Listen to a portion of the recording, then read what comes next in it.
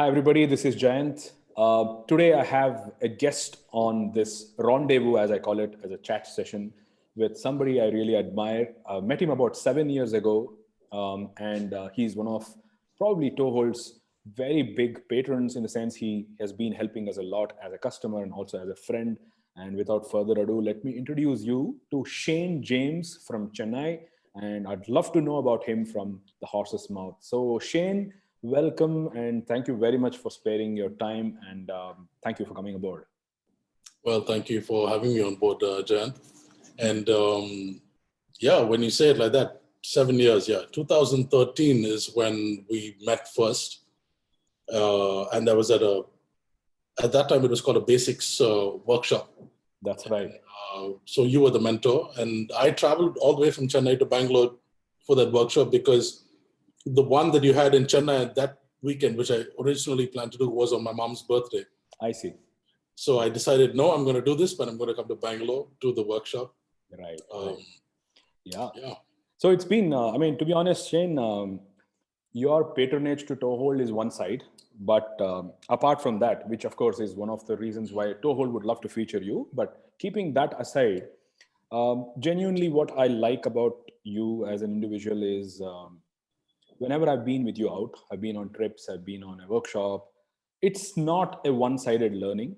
There is a lot of things that I learn from you. Like, for example, I want to use the rest of this chat to bring about things that maybe people don't know too much about you, and we'll discuss those. Could be karate, could be other interests of yours, the way you look at design and life and stuff like that. So I have really benefited from this association as well, apart from real, let's say, business-wise benefits as an individual as well. I really feel, and I must remember we have had a lot of friendly, natural, friendly interactions. We have had issues where we had to talk about our issues with each other. We have had great camaraderie, and I think it's been an overall very well balanced relationship that I have with you, and I hope that's the same with you. And looking forward to many more years of our friendship.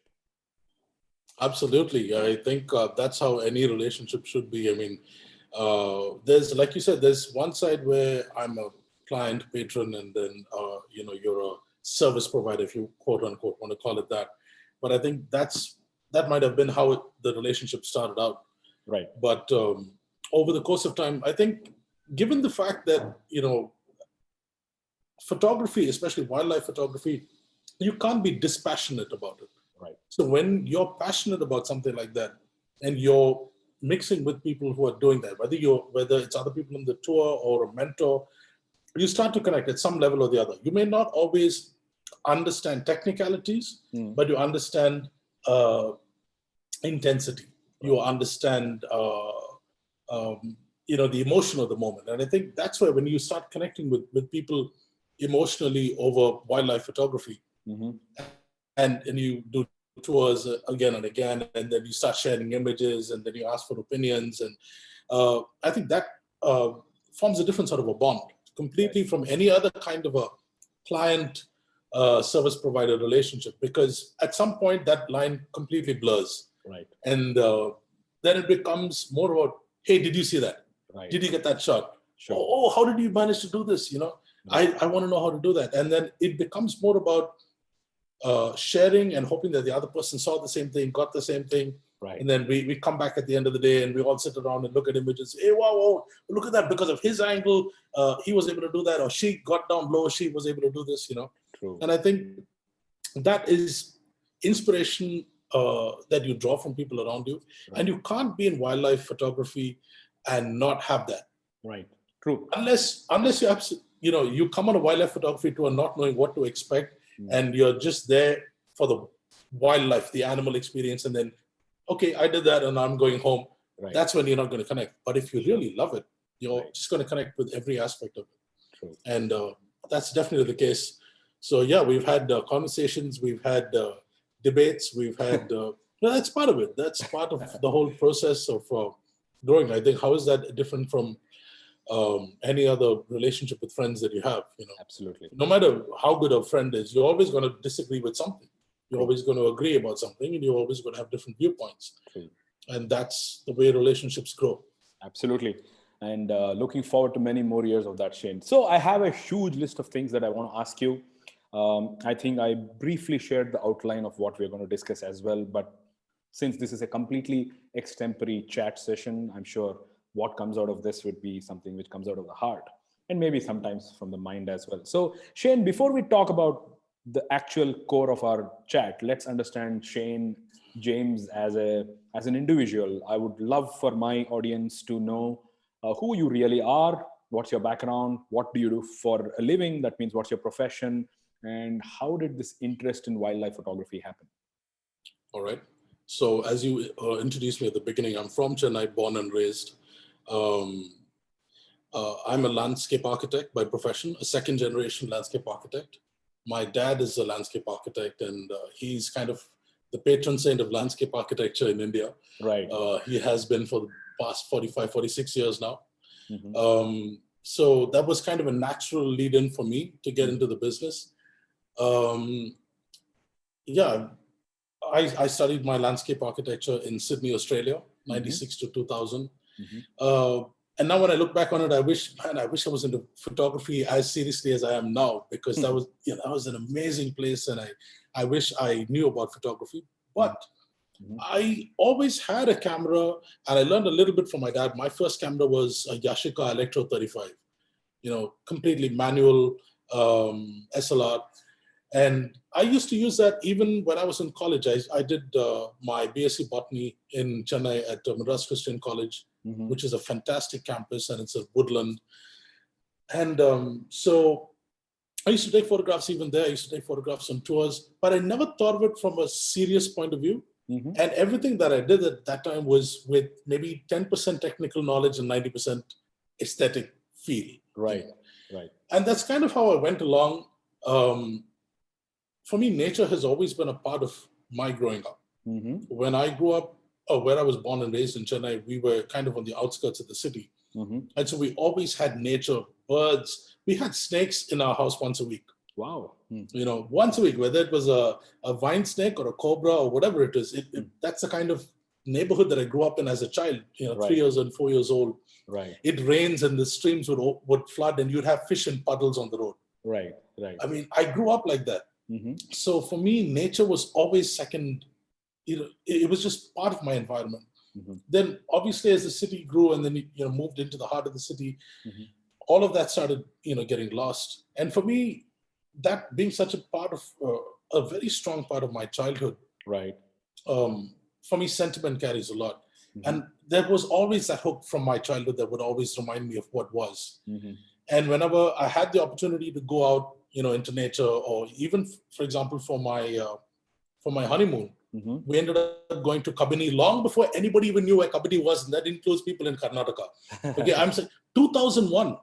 Oh wow. 2001, I didn't even know about Kabini, and I don't even know how I found out. We said, okay, let's go. Honeymoon, we went to Kabini, and then we did a couple of other places as well.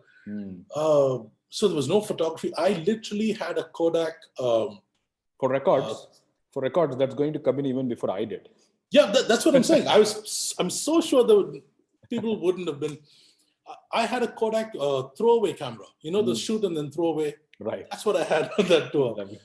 I still have some images, but no great wildlife shots or anything like that. Sure. But that was always at the back of my mind. And at some point, I just felt that I wanted to get into photography. And I've always had this love for wildlife, and I wanted to get into photography. So my wife bought me a Nikon D3200 with a kit lens. That was a start. And I was so thrilled about that. And I thought, okay, now I have this, but I need to know how to use it. Right.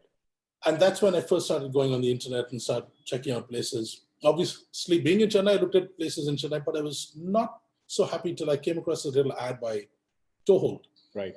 And I liked what it had to say and the in-depth, kind of stuff. And then, so that was the start of it. And then I ended up doing the September workshop, I think, in 2013 with you. Right. And there's been no looking back ever since. Absolutely. I still remember the workshop. In fact, I caught hold of you after the class, took a testimonial of yours because you were so happy and excited. And you seemed to be one of those in the class who was not just happy, but you were grasping what we were discussing. And honestly, that is something which is more satisfying to the mentor than just somebody saying, hey, your workshop is very good. Because what really makes us feel it's good is when you really understand and show it in your work. And that's going to be the rest of the discussion we'll have later on. But here's an interesting thought I have, Shane. I come from a background where the entire family is into artistry, creativity, and design and stuff like that. I myself came from the IT industry where I used to be a user experience designer, as you might know. Now, you are a designer, you design landscapes. And my question is, for any creative field, like let's say photography or painting or anything for that matter, how important is it for somebody who is, let's say, how easy is it for somebody who is inclined to some kind of design? I believe photography is design. Some kind of design to adapt to photography. Is it going to give you an edge, or do you think it's just an entirely different field altogether? Oh, that's a very interesting question. But for me personally, I feel it definitely has a connection. Maybe it doesn't translate to all art forms. Right. And so firstly, I agree with what you're saying. Photography is an art form, provided you treat it as one. Right. If you're only going to be recording stuff, then it's not necessarily an art form. Sure. But yeah, for me as a landscape architect, as a designer, it's always about proportions, composition, rhythm, right? I think that's there, whether it's art, whether it's music, whether it's architecture or photography. I mean, at the end of the day, even in photography, what grabs us first is a composition. We don't look at an image and go, wow, I wonder what ISO he used. Right. That's not what we think. We don't care about the technicalities. What grips us is not up here. What grips us is in here. Absolutely. So that's the same thing with architecture. That's the same thing with music. You immediately feel it. Right. And I think if you have an aesthetic or an artistic bent of mind, being in a design field, you automatically can, if not fully grasp, you can appreciate and tend to be able to pick up things a lot faster. Correct. For sure. Absolutely. Great. I am happy that many people agree with me on this.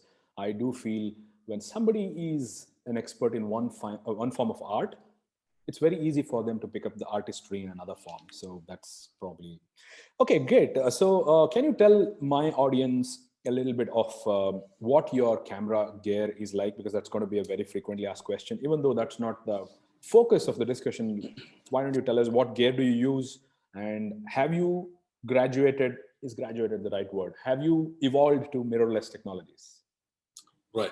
So to answer your second question first, no, I haven't moved into mirrorless yet.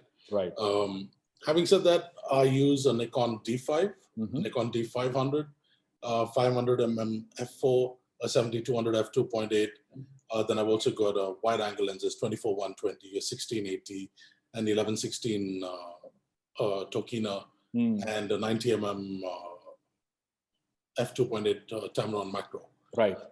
Plus a 50mm f1.8. So this is pretty much what I have. And this is stuff that I've slowly evolved. So when you ask about evolving to mirrorless, I think there are two ways you get evolving. You look at evolving to something because you have the budget for it, and you're like, well, I can afford it, so why don't I get it? Right. Or two, do I need it? Have my skills, and this is what I've had this conversation with you in the past. Right from my early days, I set myself this standard that I'm not going to move up to the next camera level or lens level until my skills exceed the capacity of what my gear can provide. That's quite because mature. If you're going to chase technology, wait 3 months, there's something new. Wait 3 more months. So when do you ever stop and say, right, this is what I have. This is what I'm going to squeeze the most out of. Sure. Sure. And then I know for sure that my investing in something bigger and better is going to pay dividends because I know how to get something out of it. Right. Just because a camera can now, shoot at 20 frames per second and my existing shoots at 12 frames per second. If I don't know when to shoot and how to shoot in a controlled burst, spray and pray is never going to help. I mean, that's not skill. Right. True. You're just hedging your bets and you're playing the odds. You're just like, I'm just going to keep on shooting. Out of 100 photos, one of those is going to come. I mean, that's not how you should do it, in my opinion. Right. So I am happy with my gear. The lenses, you mentioned So D5. So when I started, as I said, I started with a D3200 and with a 1855, and then I got a Sigma 15500 to go with it, and that's the one that I took on my first Ranganathitu trip. Ranganathitu trip, your master class, and so that was quite a combination for me. And of course, from that I then moved on to a 300 f4, which was a psychologically a little difficult for me, because moving away from what you feel is a bigger lens, and then also the fact that it's you can zoom in and zoom out, and to not have that control. I think going through that process really helps you, because it helps you know your limitations. Like, I can't do that. Right. How much ever I wish for it. Right. Doesn't matter if the guy next to me has it. Sure. It's not on my camera. It's not at that moment. And you learn to be very clear as to what your expectations are. Right. Then I moved on to a D7100 in terms of camera, then a D750, and finally the D5 and the D500. Fantastic. And what's going to be ahead? What's the roadmap? The roadmap, maybe ultimately mirrorless sometime, because that's where everyone is now. I guess manufacturers are putting their money in. True. And so ultimately, yes, they will get better. No doubt Sony hit it out of the park. They got the jump on everyone.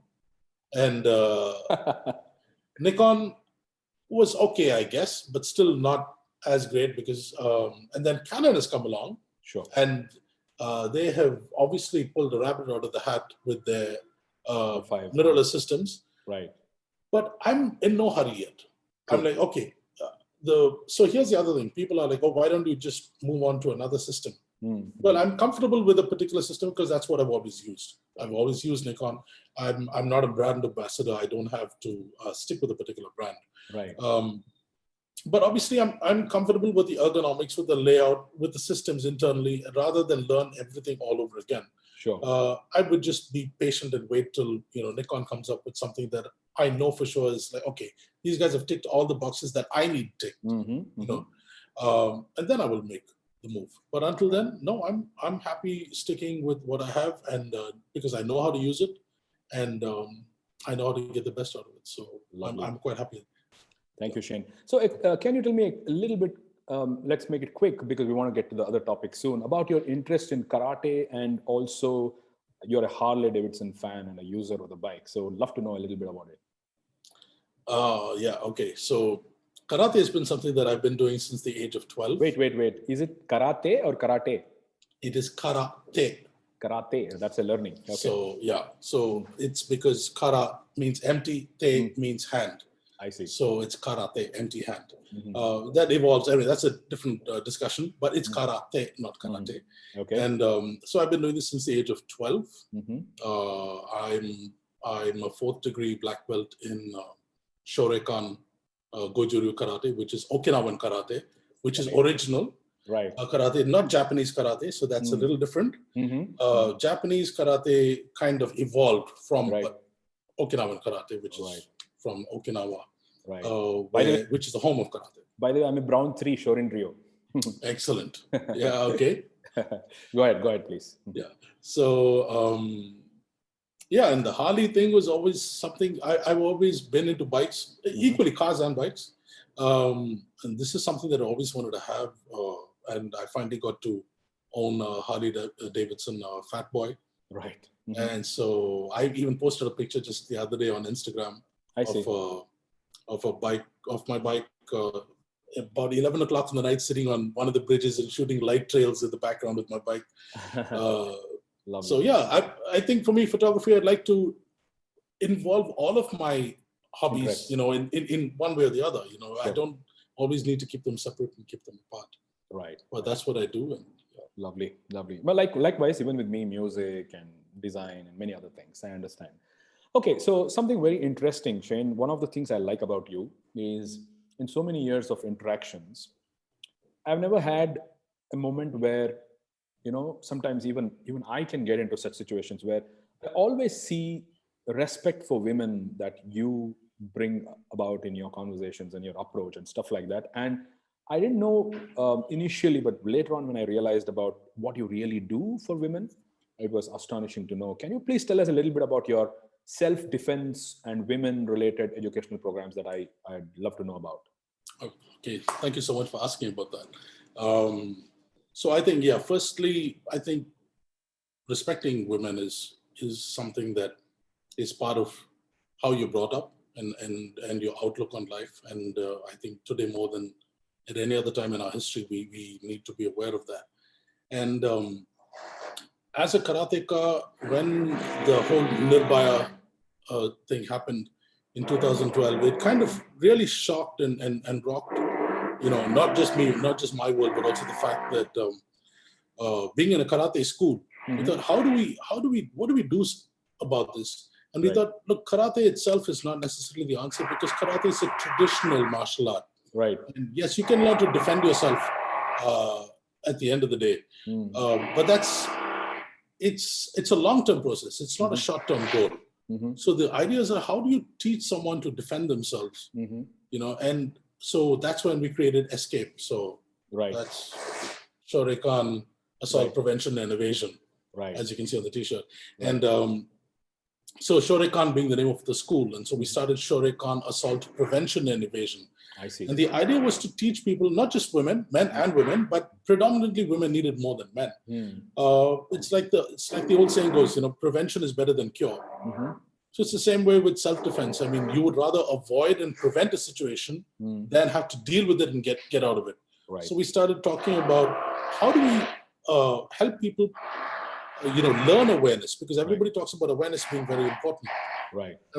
Everybody says that in self-defense, and then they move on to punching and kicking. And I'm like, wait. What you just spoke about awareness, but you didn't say what should people be aware of? What should a woman's awareness be when she steps into a share auto compared to an ATM, compared to a lift, compared to walking home? They're all different scenarios. They're all completely different. So we teach people these things. We teach people how to use an ATM. What if you're alone and you have to use, and there's someone coming up to the door? What do you do without actually panicking? How to use your wits? How to escape from a situation? This is what we focus on. And we teach people also how to physically defend themselves, obviously, because not every situation can be seen in advance. So our maxim is perceive, prepare, protect. So first we talk about perception. So you see, you're aware. Second is you notice something, so you prepare for it. And the last is to be able to protect yourself. Sure. But if you've seen a movie show at 3 and you've come out of the cinema at 1:30 in the morning and your car's in the basement car park of a multi-level car park and it's all dark, and you're the only one walking to your car, what do? What if the lights go off? Right. There are so many things that we have to look at. So we talk about the mental strength. We teach people how to be aware, what they need to do. So option A, option B, option C. Fantastic. We talk to people and ask them to share their experiences so that we can then learn from them and then develop, because we can't experience everything for ourselves, number one. Number two, as a guy, I can empathize with the situation, but I can't necessarily know the emotional impact of a situation. So I should talk to women, find out what that was like. I froze, I couldn't do this, I couldn't do that. Okay, did you have access to this? Did you have access to that? Next time, this is what you do. This is, Right. So something as simple as at a traffic light, you don't roll your window down all the way. Someone knocks on the window to talk to you, just roll it down 2 inches. They can talk to you, you can talk to them. Right. But if you roll it down all the way, now they have access to reach in, either grab your chain, pull your keys out, whatever it is, acid. But if it's just 2 inches, that's it. So it's just simple stuff like this, which can make a world of difference. Wonderful. So thank you for asking. No, my pleasure. It's also something we all need to learn and educate our families, friends, and stuff like that. Okay, coming back to photography. So can you kind of define your style of photography, if you think there is one? What's Zhayynn James's opinion on what his photography is? I don't know if I would necessarily call it a style, but I know what appeals to me. Right. And my preference is always, given a subject in the landscape, I want to showcase that landscape. I'm less about zooming in and taking a portrait of a lion rather than show where that lion lives. You know, if it's on a grassland, if it's on a kopi in the Serengeti, there's no point if I'm going to zoom in and show a portrait of a lion that just climbed a 70-foot rock. And if I don't show the rock, then what's the difference? That could be a rock in a zoo. Right. If I'm just going to zoom in and show, you know, so I love to showcase the landscape. Right. That's my thing. Scale and space. Right. Sounds like I'm talking That's to a what I mirror like. about it. Very, very similar. Lovely. So recently you told me about your website and how you've updated it. And I saw a lot of interesting things in your website, amongst which there's something I do myself as well, and you've started doing it, fine art imagery, and you've been selling fine art prints. So what's your experience with selling fine art imagery been for people who want to start doing that? What's your advice? How is it going so far? So that's always the trickiest bit. So the first thing I think we need to do, and this is my advice to everyone, I'm sure you've already been down this road before me, is that first thing is we need to take our ego out of the equation. So we think that I spend so much money, I spend so much time, and I got this shot, but no one seems to appreciate and want to buy it. I think the person who sees your image on a website, they have to feel, you know, emotionally attached for whatever reason. Right. You know, sometimes women gravitate towards a mother and a cub or something like that, and a guy likes a snarling, you know, a leopard or whatever. It's all different stuff. Depends upon where you want to showcase it, you know. True.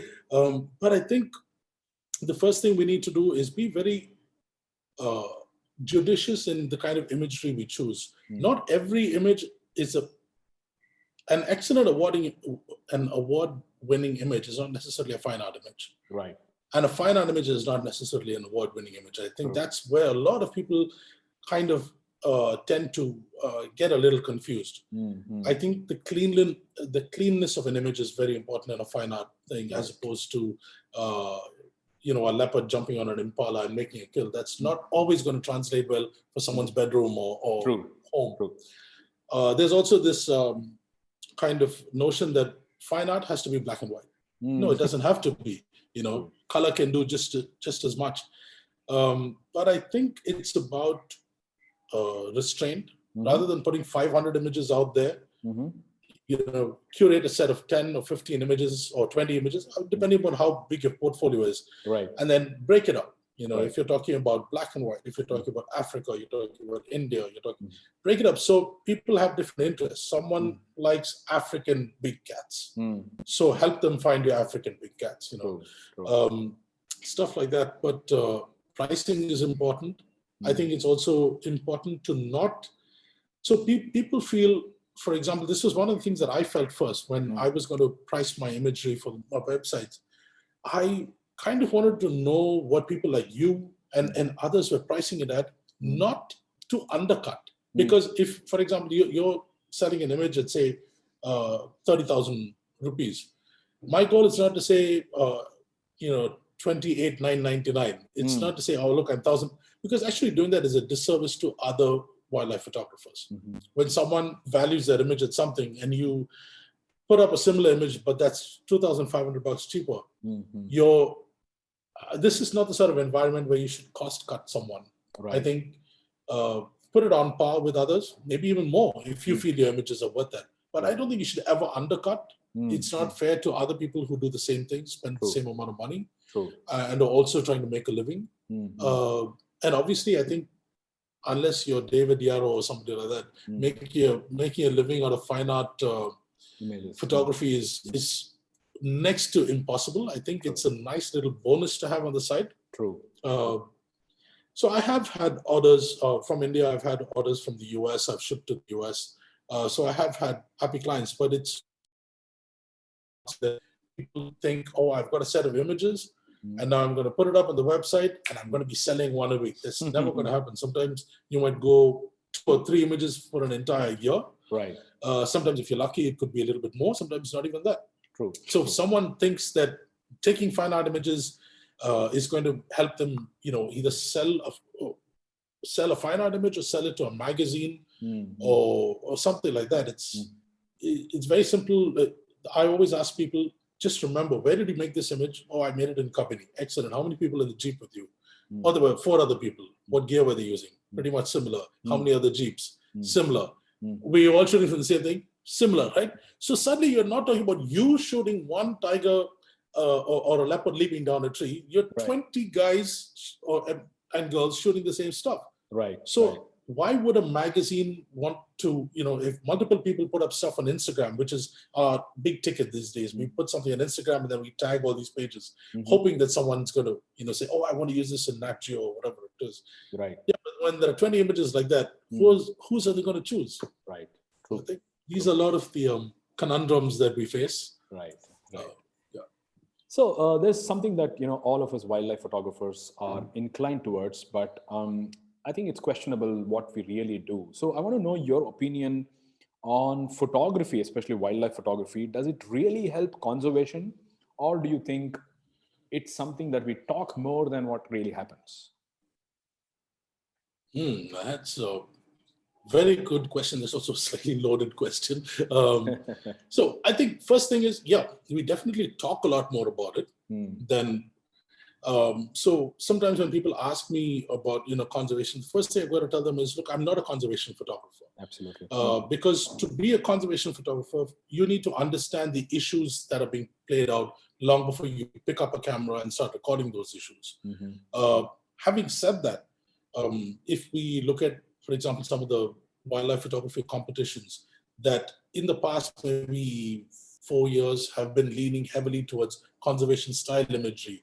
It could be those images of the mother and calf elephant that were being firebombed in Assam, I think, or the one with the rhino with the horn lopped off. I mean, it's a very gory image, but people say, "Oh, how is this an award-winning image?" But no, it's an award-winning conservation image. It's telling you a very sad story. Right. So it definitely does. But then there are also images that are not necessarily gory, but they also tell the story. Like I've seen these images of the little fan-throated lizards in Pune with those giant windmills in the background, right? So that's a storytelling image talking about the environment, that landscape, and how that's affecting the proliferation of those lizards because the raptors can't come in because of the windmills. True. And how suddenly there's just an abundance. Well, that's a conservation story, and it's not gory, but it needs to be told. And photography helps to tell the story. Absolutely. When someone, like I remember Anurup Krishan put up an image like that of one of those lizards, and you can see the fan in the background. Straight away, it tells you the story. Wow, this is what's happening. True. And I think people now are sharing a lot of images about Goa. Because of land that's being taken away from mining or whatever it is. Correct. So definitely photography has a major role to play. But I need to make the distinction that I'm not a conservation photographer because I don't know enough. And if I start pretending to be one, it's very easy to call me out on that. Sure. You have to know about your stuff. But what if I tell you that, before you even get to somebody who can start thinking about real conservation issues, you need to inspire them to become nature lovers first. And don't you think people like you are doing a good job of converting people who have no idea about nature to first fall in love with it and then maybe go to the windmill story? Absolutely. I think that's a great first step. You're getting people back in touch with nature, even if they're sitting in a cubicle, sitting at home, looking at the iPad or their phone through Instagram or through Facebook, and they see an image of whether it's a macro or an Indian wildlife, African wildlife, and you get them interested in it. That is definitely a major first step. So I think that way, all of us photographers have a major role to play. Absolutely. So but to take what you said a little further is when you put up an image, however fantastic an image it is, don't just stop with tagging and then putting up that image. Talk about what that image was about. Talk about where it is. If nothing else, at least just where that was. And so people know that, oh, there's a place like that. So everybody, for example, when we talk about Africa and Masai Mara, Serengeti, I didn't know about Dutu till I went on the first trip to Dutu and talk about off-roading. Wow, there's off-roading. You can go off-roading. And now everybody seems to know about Dutu, but that's only because people tag Dutu on Instagram and talk about it. And so I think that's definitely something, especially with kids. Like you said today, a lot of kids are growing up. It's very different for them versus when we grew up, because what was the kind of input that we would have of a program that we could see on TV that would tell us about a natural world, right? Maybe once a week on a Saturday, right, there would be something. Today you have kids watching LED flat screens in 4K HD right, of a lion, you know, at the camera down at ground level and the lions running, and the kids are like, yeah, I've seen that, you know, impress me more. So it's very difficult. So your images have to be that good to get them interested and sure, because the expectation levels have gone up. absolutely. So what we do now, Right. but Thank yeah, you. we definitely play a role. Absolutely. Thank you for that. So a couple of rapid fire questions. So what's your travel map looking like? Where would we like to go in the next few months and years? I would like to be able to leave my city first. given the fact that you know, we have all of these crazy rules right now. So even now, if I want to travel somewhere, I have to apply for an e-pass to leave the state. Right. Even within the state, some places I have to apply for an e-pass. So it's a bit crazy, but yeah, I would definitely want to go and see Kabini. I haven't seen Kabini in a long time. Right. This season, I want to go to the grasslands in or the Little Run of Kutch or Tal Chapur or Velavadar or someplace like that. Right. Because this is the season. But as of now, I mean, there's really no way of knowing where we could go because the government right now controls. And I think until such time that we know, yes, you can travel, you can afford to do that and not have to endure any kind of period of coming back and stay at home for 10 days and 14 days. Yeah. But, okay. I understand. So I hope you get to travel soon. So Zhayynn, quickly, I mean, it's about 50 minutes now. I want to keep it below an hour. I have 3-4 more questions for you. We're doing well on time. So what's your opinion on where you want to head in the next few years? Where do you see yourself 5 years from now? Photography-wise, of course. I was going to say in a non-COVID situation, but you said photography-wise. I don't think we need 5 years for that. Yeah, hopefully that.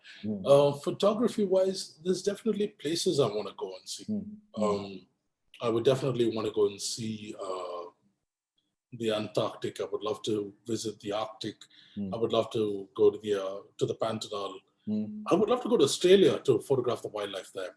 I mean, there's no big cats or whatever, but it's such a stark, beautiful landscape. Absolutely. Kamchatka, hopefully.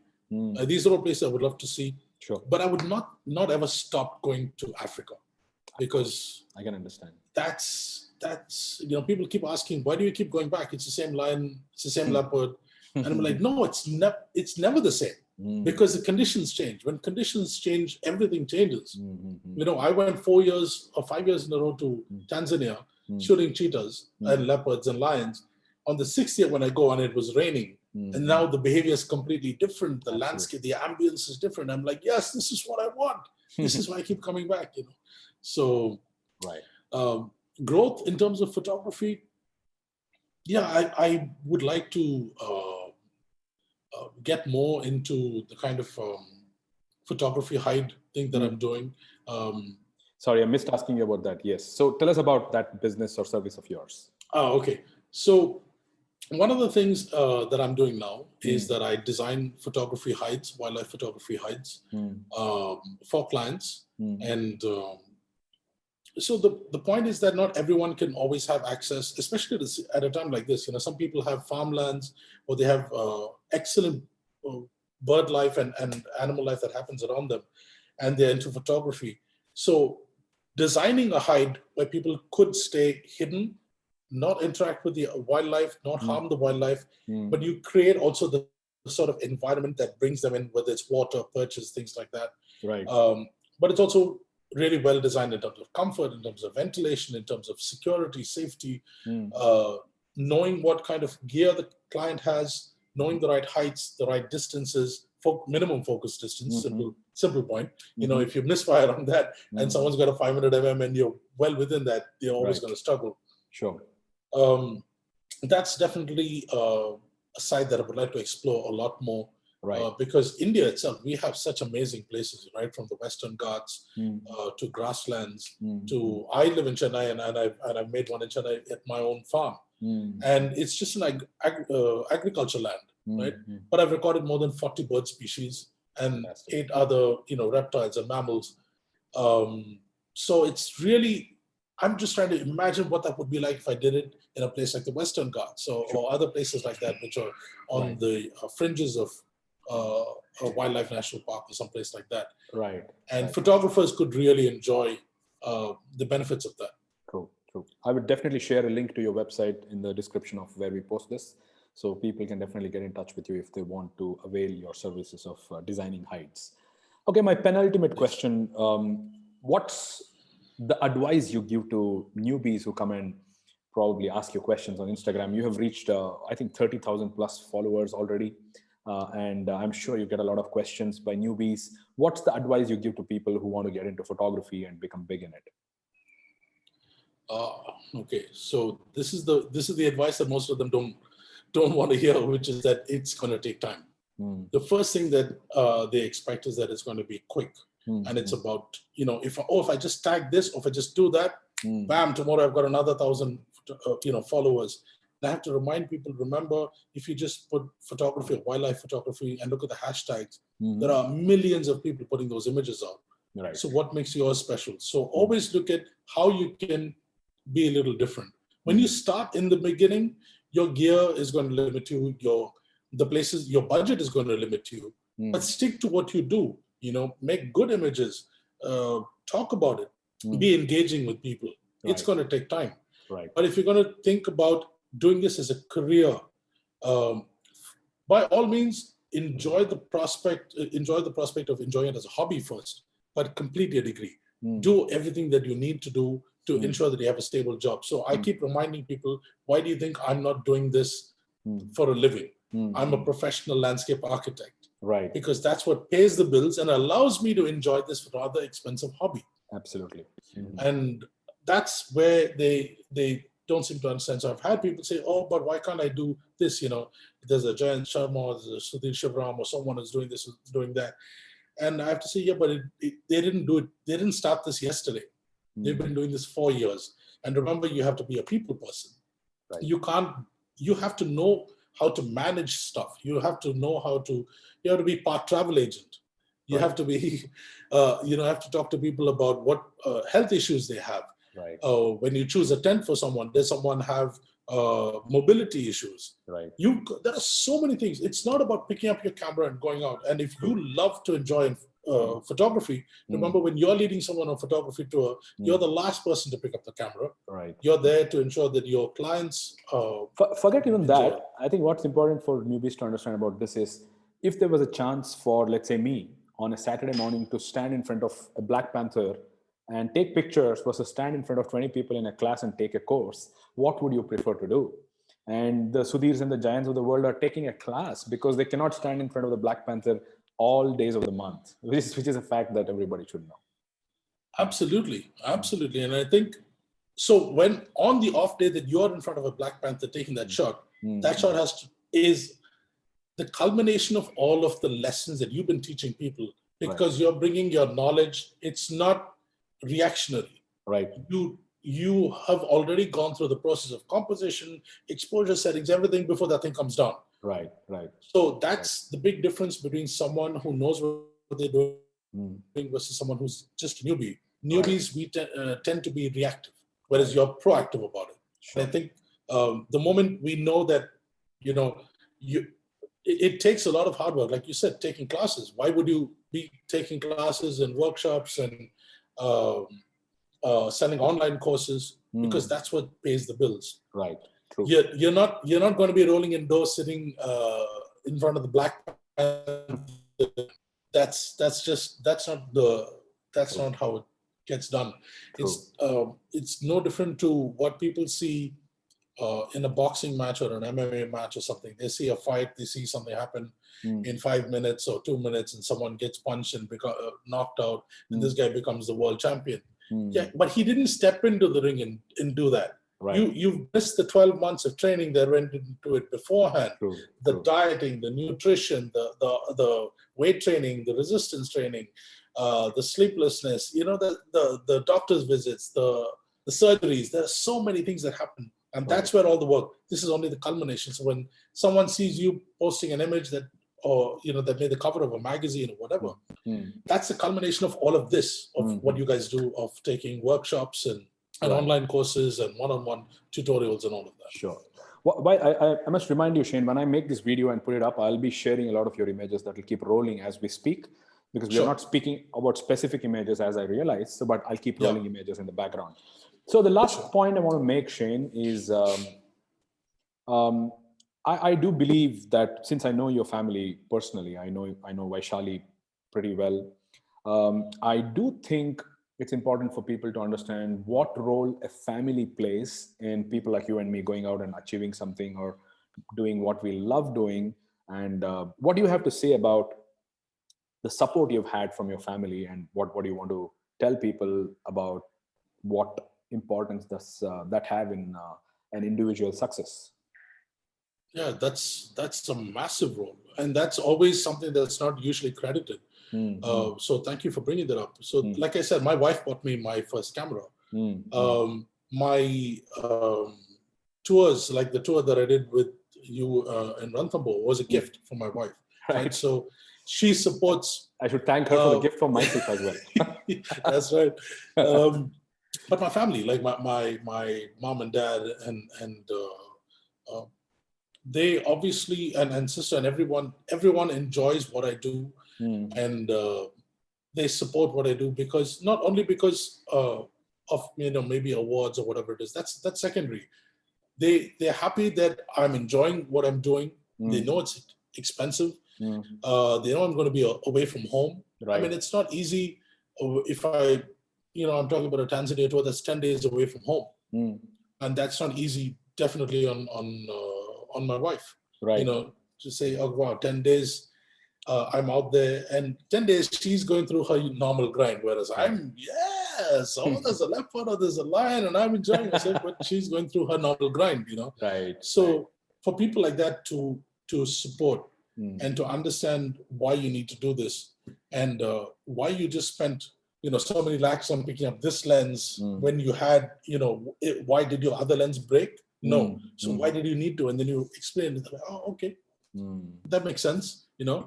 Those are financial decisions. Right. The amount of time that you spend without family support to do stuff like this, it becomes very difficult. Right. I would definitely not be able to do any of this if my family didn't support me. Absolutely. And encourage me, not just support, not just say, okay, do what you want to do, but actually encourage and say, so where are you going? What's the plan? Have you considered so-and-so? I remember my dad once walked in and he put on a brochure that said Botswana. This was before our 2017 tour. This was 2016. I said, no.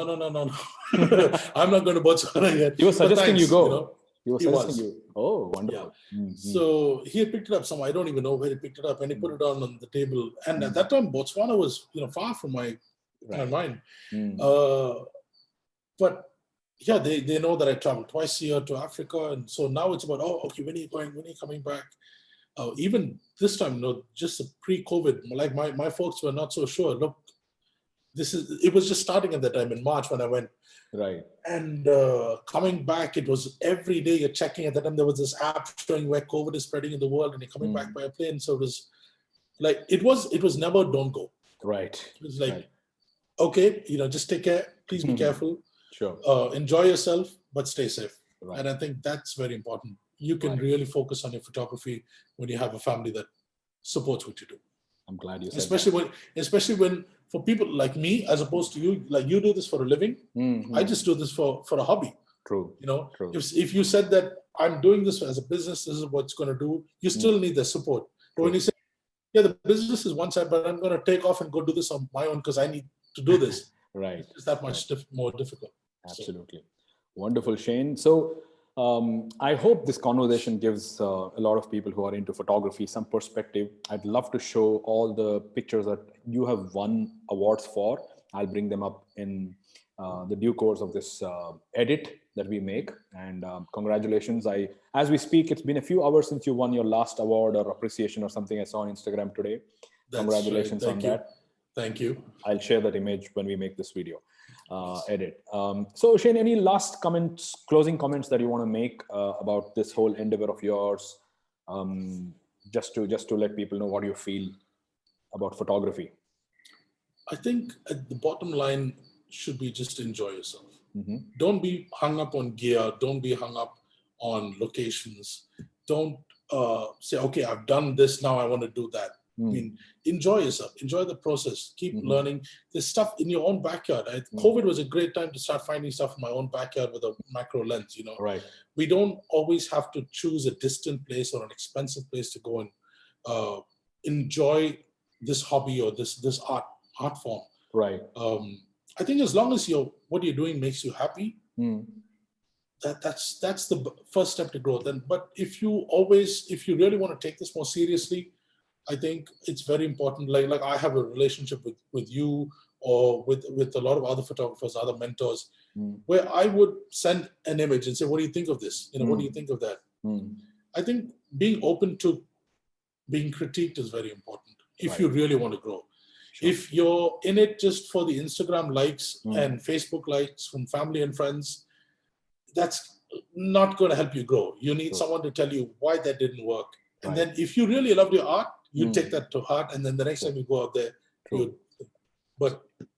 just don't be hung up on technology. Enjoy yourself. Right. Enjoy the natural world for what it's worth, because we don't know how long a lot of these things are going to be accessible to us. Right. We are very, very privileged that we can get to go out and see wildlife in their natural state. True. That's the most amazing thing about wildlife photography. True. When people see a Nat Geo program or a Discovery program, and they're talking about Serengeti or they talk about Bandhavgarh or Kabini, and we're like, "Yep, we know exactly what you mean." You know, because we've been there, we've seen it, and we get to enjoy it in a way that very few people can. So if you can, get out there, enjoy yourselves. Right. Wonderful.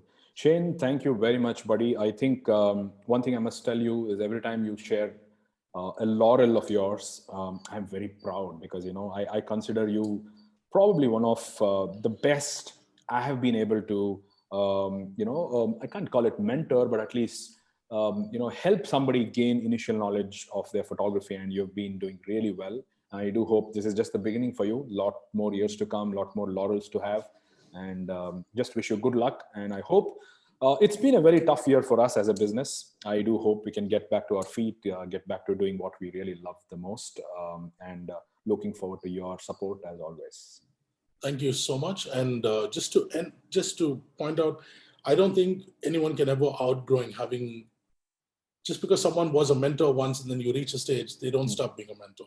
They've been a mentor at whatever stage. And I think I have always been the kind that acknowledges that, these are the people who taught me stuff.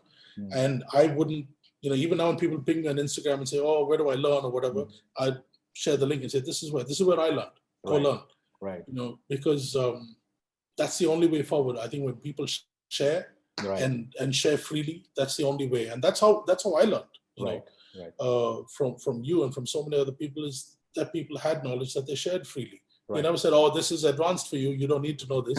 or "Oh, that's a trade secret." No, it was never that. If I ask a question, I'm told them. So I think it's always good to have mentors, because it also reminds you that there's someone who knows more than you at some point. And I think if you have that attitude, it really helps you to grow. That's what makes you different, Zhayynn. Thank you very much for all the time that you have spent with us, and wish you guys all the luck and happiness. And I'll see you soon someday. Thank you so much, Jayanth. Take care, and may the focus be with you. Thank you, buddy. Take care. Bye.